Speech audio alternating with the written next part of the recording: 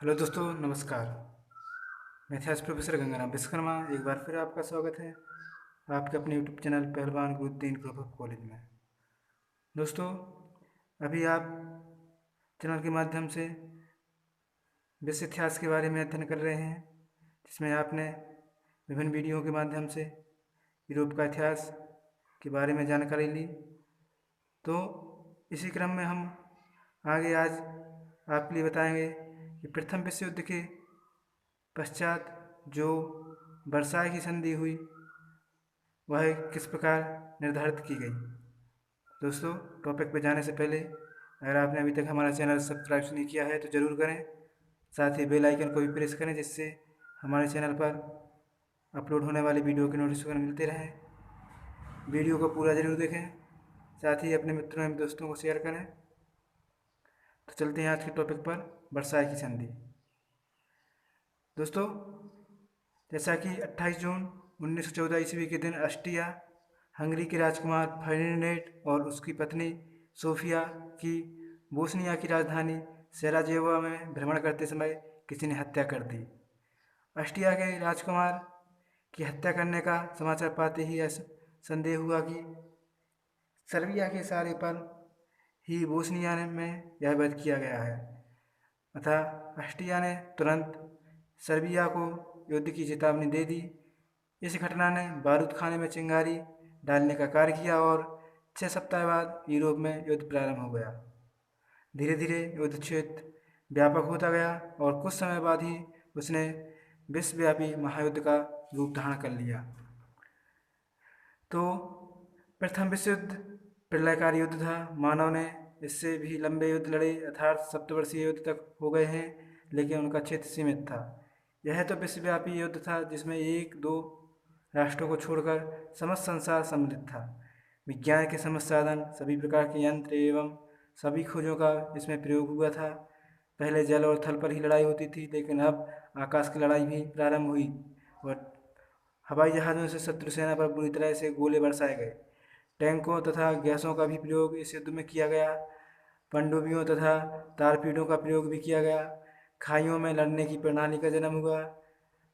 अनुमान लगाया जाता है कि इस युद्ध में 186 अरब डॉलर खर्च हुआ। लाखों सैनिक मारे गए। केवल युद्ध में ही 60 लाख से ऊपर सैनिक मरे और युद्ध के पश्चात अकाल और बीमारियों से तो संसार में मानव प्रलय ही मच गया।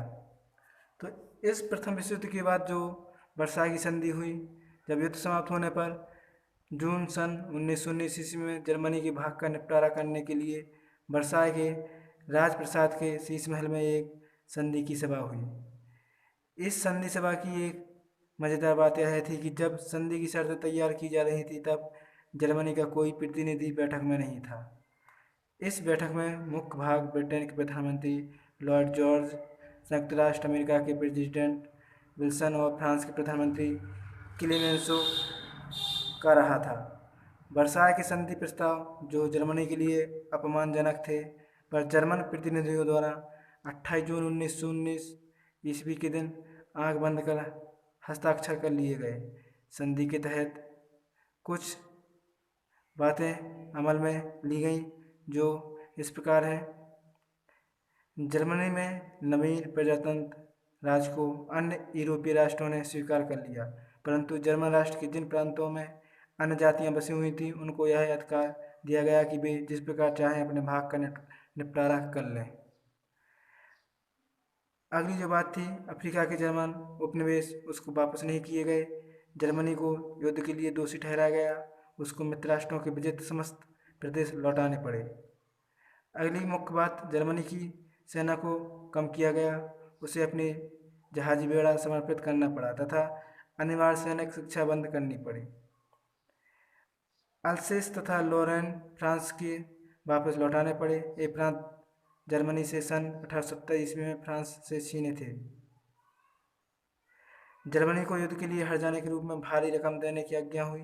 यह धनराशि 1921 तक 33 अरब डॉलर निश्चित की गई, जिसको वसूल करने के लिए सार की घाटी जमानत के रूप में मित्र राष्ट्रों को सौंप दी गई। इस घाटी में लोहे तथा कोयले की खानें हैं। यह निश्चय किया गया कि हर्जाना वसूल होने पर यह घाटी लौटा दी जाएगी। ऑस्ट्रिया तथा हंगरी के साम्राज्य को तोड़कर अन्य कई भागों में विभक्त कर दिया गया। ऑस्ट्रिया और हंगरी अब 2 प्रजातंत्र राज रहने दिए गए।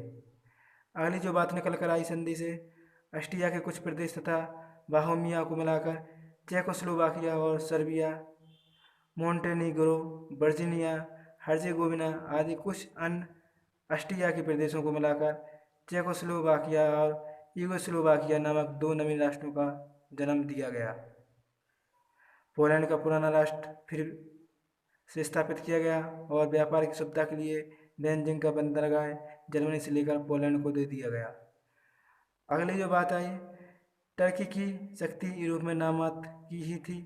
इसका कुछ भाग यूनानियों को दे दिया गया, परंतु थोड़े समय बाद मुस्तफा कमाल पाशा के नेतृत्व में टर्की ने यूनानियों से लड़कर अपना बहुत सा भाग पुनः ले लिया।